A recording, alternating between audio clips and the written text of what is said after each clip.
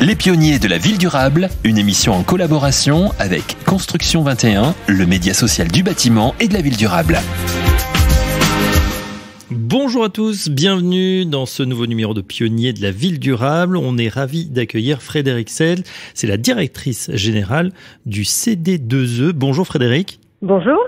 Le CD2E, c'est le centre de déploiement de l'éco-transition dans les entreprises et les territoires. Mais je vous laisse nous présenter plus en détail ce CD2E. Alors, le CD2E, en fait, c'est un démonstrateur de la transition écologique, en fait, en Haute-France, qui a été créé il y a 20 ans. Alors, il y a 20 ans, on parlait de développement durable. Aujourd'hui, on travaille sur la transition écologique. Et le CD2E, il a plusieurs champs d'action. Un premier, en fait, qui est celui de la transition écologique dans le bâtiment, en travaillant la rénovation et la construction durable. Un deuxième qui est aussi intimement lié, qui est sur les énergies renouvelables. Donc, on travaille chez nous avec des systèmes d'expertise sur les panneaux photovoltaïques et sur l'éolien, notamment l'éolien, en fait, sur les bâtiments. Et puis, le dernier sujet, en fait, mais qui englobe pas mal de thématiques qui sont l'éco-transition avec en fait l'ACV et l'éco-conception en fait des bâtiments et des autres choses. Voilà. L'ACV, l'analyse du cycle de vie. On essaye de décrypter les acronymes. Excusez-moi, oui, je vais essayer de pas être en acronyme. Donc l'ACV, l'analyse de cycle de vie, pardon. Alors on a l'impression justement que ce sont autant de thématiques dont on ne peut plus se passer aujourd'hui. On entend beaucoup parler. Est-ce que vous aussi vous avez vu cette vague arriver? Est-ce que le CD2E, j'ai l'impression qu'il n'a jamais été aussi utile qu'aujourd'hui? Écoutez, moi je suis arrivée au CD2E il y a 1 an et j'ai été, comme je dirigeais une entreprise de construction bois antérieurement, j'ai été rencontrer tous ceux avec qui m'avaient déjà commandé des bâtiments et avec qui j'avais travaillé, des bailleurs, des promoteurs qui ont commencé déjà à nous rejoindre. Ce qui était assez intéressant, c'est qu'ils ont commencé à adhérer et puis on a travaillé la sensibilisation en fait pour un certain nombre d'entre eux. On a aussi rentré pas mal de communes et là on voit que depuis les dernières semaines, on a une accélération de ce processus avec des acteurs qui nous disent bon maintenant faut y aller quoi parce que effectivement les coûts de l'énergie ayant fortement augmenté, on est en plein quand on parle en fait de rénovation des bâtiments, c'est la baisse des coûts en fait des ménages. Quand on parle de solarisation, c'est de travailler sur l'indépendance énergétique. Donc si vous voulez cette question-là, elle est aujourd'hui il y a plus qu'une accélération. Aujourd'hui, la question qu'on se pose nous, c'est comment on fait dans un contexte où on a aussi du mal à recruter un peu comme toutes les entreprises pour accompagner plus de monde de façon collective. Alors justement, voilà, oui, explosion de la demande, tant mieux. Ces adhérents justement, qui sont-ils? Est-ce que ce sont des entreprises, des collectivités? À qui est ouvert le CD2E? Alors, on a vraiment le CD2E, il est ouvert, comme vous l'avez dit, notre titre c'était éco-entreprise, donc c'est la base. J'ai envie de dire, c'était d'abord celles qui accompagnaient la transition écologique en étant des éco-entreprises et en apportant des solutions. Ça, c'est ceux qui sont entre guillemets les transitions natives, comme on pourrait dire. Mais il y a aujourd'hui, en fait, évidemment, tous les acteurs qui ont besoin de la transition écologique, donc des promoteurs, des bailleurs, aussi en fait des entreprises de construction, mais aussi et surtout aussi des communes et des établissements publics qui ont besoin en fait pour leur propre patrimoine de travailler en fait ce sujet et aussi de trouver des dispositifs pour accompagner les territoires dans lesquels elles se situent. Vous mettez à disposition de vos membres. Vous mettez à disposition de vos membres énormément de ressources, que ce soit des newsletters, vous êtes très actifs aussi sur les rencontres, etc. Comment ça se passe? Qu'est-ce que vous leur proposez? Comment rester en contact de toute cette information?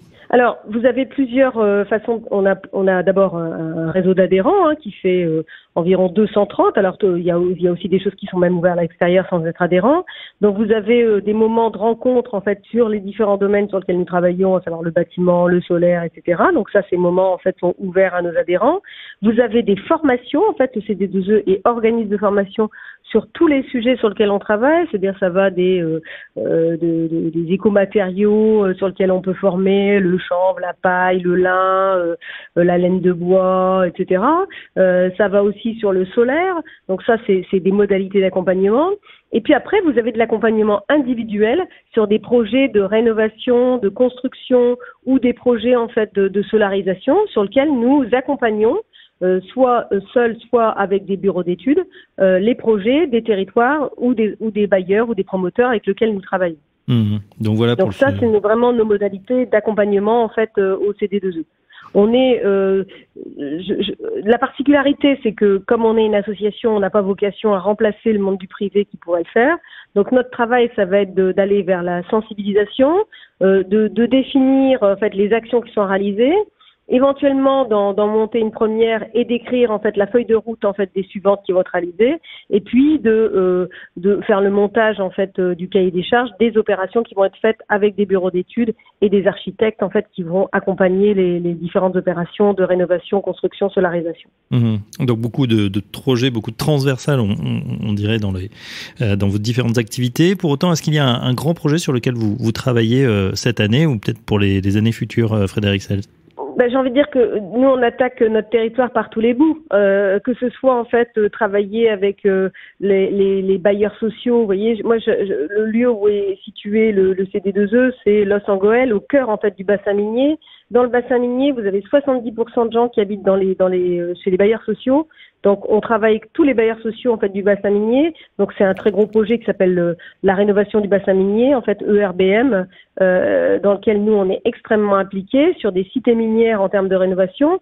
Ça, c'est un projet sur lequel on est depuis plusieurs années. Mais aujourd'hui, on est sollicité par tous les bailleurs sociaux des territoires pour les accompagner dans leurs projets de rénovation thermique de leur foncier. Sur lequel nous on est positionné, et la particularité du CD2E, c'est évidemment on ne rénovera pas et on ne construira pas en fait le monde de demain avec des matériaux d'hier, c'est qu'on le fait avec des matériaux biosourcés et des matériaux biosourcés essentiellement locaux. Le lin est un matériau biosourcé local, le chanvre aussi, et la paille avec lequel nous travaillons. Et bien sûr, on n'oublie pas le bois, autant de matériaux biosourcés. Le bois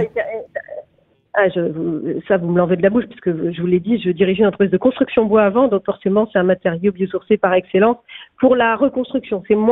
Alors, on peut le faire, en fait, en rénovation, en travaillant la rénovation par l'extérieur, avec des murs, mais je pense que vous avez déjà entendu parler des projets Energy Strong, sur lesquels nous, on fait de l'accompagnement, notamment des entreprises. Bien sûr. C'est vrai qu'il y a un véritable engouement, vous l'avez dit, à une époque où en plus on a une véritable pénurie de matériaux, de matières premières. On sent que c'est compliqué, ça devient compliqué pour beaucoup de chantiers. Est-ce que justement ça pousse les autres matériaux alternatifs, on va dire, et notamment biosourcés? Alors, si vous voulez, dans les matériaux biosourcés, vous l'avez rappelé, le bois. En fait, on a aussi le bois local chez nous qui est en train de s'organiser, puisque c'est le peuplier en fait qui est le matériau bois utilisable en Hauts-de-France en bois local. Donc évidemment ça va pousser la dynamique. Il faut avoir en tête que le peuplier était plus cher, en fait quasiment 30% il y a juste avant la crise. Alors j'ai envie de dire pas la crise énergétique, mais la crise du Covid. Et depuis la crise du Covid, le peuplier est quasiment à l'identique en termes de coût par rapport en fait au prix des bois autrichiens et nordiques. Donc, vous voyez qu'on a une poussée, et puis du coup, en fait, si vous voulez, les filières locales sont en train de s'organiser pour pouvoir mieux fournir en fait les choses. Après, sur les matériaux biosourcés, en fait, les filières sont en train de s'organiser sur les isolants biosourcés comme le chanvre, le lin et la paille. Si vous voulez, la paille, c'est un matériau qui est facilement disponible. En ce qui concerne le lin et le chanvre, ça nécessite quand même de travailler en fait les productions très en amont, puisque évidemment il faut le temps que ça pousse. Il faut aussi que nos agriculteurs en fait aient un débouché sûr pour qu'ils s'organisent pour produire en fait ces systèmes. Et puis sur le lin, il y a une usine qui s'ouvrira en fait probablement l'année prochaine en fait chez nous en fait à côté de Dunkerque à Bourbourg, qui va produire des briques de lin en fait en lin local, sachant que c'est la moitié de la fibre en fait qui est utilisée. Mais voilà, alors, en tout cas... Je m'excuse, vous m'avez posé la question et je vous ai pas complètement répondu. L'objectif du CD2E en fait sur les 3 ans à venir, c'est d'amener à des projets concrets de massification de la transition écologique. C'est vraiment que les projets en fait se transforment en actions en fait réelles et en chantier durable. On en a évidemment bien besoin dans ce processus de transition. Un grand merci Frédéric Seltz. Je rappelle que vous êtes directrice générale du CD2E, le centre de déploiement de l'éco-transition dans les entreprises et les territoires. Et c'est dans les Hauts-de-France. Un grand merci et à très bientôt dans Les Pionniers de la Ville Durable. Merci beaucoup, merci de votre interview. À bientôt. Les Pionniers de la Ville Durable, une émission en collaboration avec Construction 21, le média social du bâtiment et de la ville durable.